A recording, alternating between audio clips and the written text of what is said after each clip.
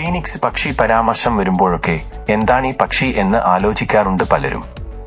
Phoenix എന്നത് Greek മിഥോളജിയിൽ പരാമർശിക്കപ്പെടുന്ന ഒരു പക്ഷിയാണ്. ഇത് കാഴ്ചയിൽ മയിലിനെയോ പരുന്തിനെയോ ഒക്കെ അനുസ്മരിപ്പിക്കുന്ന ആകാരത്തോടുകൂടിയ ഒരു പക്ഷിയാണ്. ചുവപ്പും പർപ്പിളും മഞ്ഞയും നിറങ്ങളാണ് അതിന്റെ ഉടലിൽ. കണ്ണുകൾക്ക് ഇന്ദ്രനീലത്തിന്റെ നീലിമയാണ്. ചിറകുകൾ പർപ്പിൾ നിറത്തിലാണതിന്റെ. സ്വന്തം ചിത സ്വയം തീർത്ത് ചിറകുകൊണ്ട് ആഞ്ഞടിച്ച് അതിന് തീ കൊളുത്തി അതിൽ വെന്തമർന്ന് ഒടുവിൽ ആ ചാരത്തിൽ നിന്ന് വീണ്ടും ഉയർത്തെഴുന്നേറ്റ് ചക്രവാളത്തിലേക്ക് പറന്നു പോകും ഫീനിക്സ് എന്നാണ് കഥ. ഗ്രീക്ക് ഇതിഹാസങ്ങളിൽ ഈ പക്ഷി സൂര്യനുമായി ബന്ധിപ്പിക്കുന്ന ഒരു കഥയുമുണ്ട്. സ്വർഗവാസിയാണ് ഈ പക്ഷി.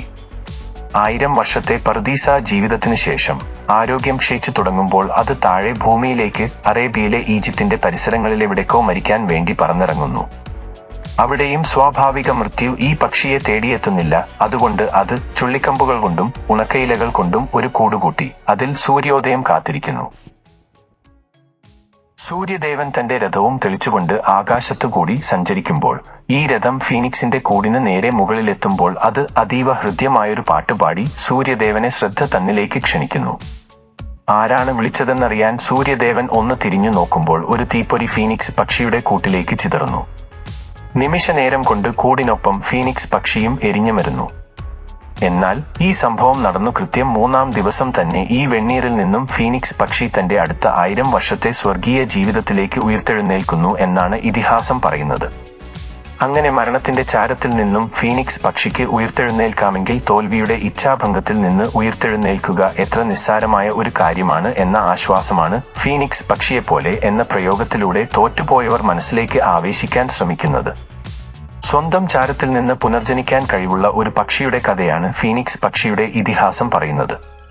അഗ്നി സൃഷ്ടിച്ച മരണം, പുനരുത്ഥാനം, അമർത്യത, സൂര്യൻ എന്നിവയുടെ സാർവത്രിക പ്രതീകമാണിത്. ഒരു ജീവിയെയും ഉപദ്രവിക്കാതെ മഞ്ഞുവീഴ്ചയിൽ മാത്രം ജീവിക്കുന്നു. ഈജിപ്ഷ്യൻ ഐതിഹ്യങ്ങൾ പ്രകാരം 500 വർഷത്തോളം ആയുസ്സുള്ള ചാരത്തിൽ നിന്നും മഹത്വത്തോടെ പറന്നുയരുന്ന അത്ഭുത ജീവി 1460 വർഷത്തെ ഇടവേളകളിലാണ് ഇത് കാണപ്പെടുന്നതെന്ന് ചിലർ കരുതുന്നു. നേർത്ത കാലുകളുള്ള കഴുകന് സമാനമായതും ആകർഷകമായ ചിറകുള്ളതും ഉയരുന്ന സൂര്യനോടും തീയോടും ബന്ധപ്പെട്ട നിറങ്ങൾ ചുവപ്പ്, ധൂമ്രനൂൽ, മഞ്ഞ നിറങ്ങളിൽ ഇത് കാണപ്പെടുന്നു. കഴുത്തിൽ തിളക്കമുള്ള തൂവലുകൾ ഉണ്ട്. ശരീരത്തിന്റെ ബാക്കി ഭാഗങ്ങൾ ധൂമ്രവസ്ത്രമാണ്. നീല നിറത്തിലുള്ള വാൽ ഒഴികെ നീളമുള്ള തൂവലുകൾ പിങ്ക് കലർന്ന നിറത്തിൽ വിഭജിച്ചിരിക്കുന്നു. തൊണ്ട ഒരു ചിഹ്നത്താൽ അലങ്കരിച്ചിരിക്കുന്നു. തലയിൽ പേനകളാൽ അലങ്കരിച്ചിരിക്കുന്നു. ചില കലാപരമായ പ്രാതിനിധ്യങ്ങളിൽ അതിനെ ചുറ്റിപ്പറ്റിയുള്ള ഒരു തരം ഓറിയോൾ അതിനെ ആകാശത്ത് പ്രകാശിപ്പിക്കുന്നു. മിക്ക ചിത്രങ്ങളിലും നീലക്കണ്ണുകളും നീലക്കല്ലുകൾ പോലെ തിളങ്ങുന്നു. ഇന്ത്യയിലെ അശോക ചക്രവർത്തിയുടെ കലിംഗ യുദ്ധവിജയത്തിനും ഒരു ഫീനിക്സ് കഥ പറയാനുണ്ട്. കലിംഗ യുദ്ധത്തിന്റെ വിജയത്തിനായി തന്റെ സമകാലികനായിരുന്ന ചൈനീസ് ജിൻ രാജവംശത്തിലെ ഒരു രാജാവിൽ നിന്നും അശോക ചക്രവർത്തി വിജയത്തിന്റെ പ്രതീകമായ ഫീനിക്സിന്റെ ചിത്രം വരുത്തിയിരുന്നു എന്ന കഥയാണ് അശോക ചക്രവർത്തിയെയും ഫീനിക്സിനെയും ബന്ധിപ്പിക്കുന്നത്. മരണമില്ലാത്ത ഫീനിക്സ് പക്ഷി വിജയവും പ്രശസ്തിയും അംഗീകാരവും നേടിത്തരുമെന്നാണ് ചൈനീസ് വിശ്വാസം. പുരാതനകാലത്ത് ചൈനീസ് രാജവംശത്തിലുള്ളവർക്ക് മാത്രമേ ഫീനിക്സ് പക്ഷിയുടെ ചിഹ്നങ്ങൾ ധരിക്കാൻ അവകാശമുണ്ടായിരുന്നുള്ളൂ. ശക്തിയുടെ പ്രതീകമായ ഫീനിക്സ് പക്ഷിയുടെ പ്രതിരൂപം സൂക്ഷിക്കുന്നതിലൂടെ ഏത് ദുർഘട ഘട്ടങ്ങളെയും അതിജീവിക്കാനുള്ള മനോധൈര്യവും ഉന്നതിയിലേക്കും പ്രശസ്തിയിലേക്കും നടന്നു കയറാനുള്ള കഴിവും സ്വായത്തമാവുമെന്നാണ് ഫെങ്ഷുയി വിദഗ്ധർ അഭിപ്രായപ്പെടുന്നത്. നന്ദിയുടെയും വിശ്വാസത്തിന്റെയും സദ്ഗുണത്തിന്റെയും കൃപയുടെയും ശക്തിയുടെയും സമൃദ്ധിയുടെയും പ്രതീകമായാണ് പുരാതന ചൈനീസ് ജനത ഫീനിക്സ് പക്ഷിയെ കണ്ടിരുന്നത്.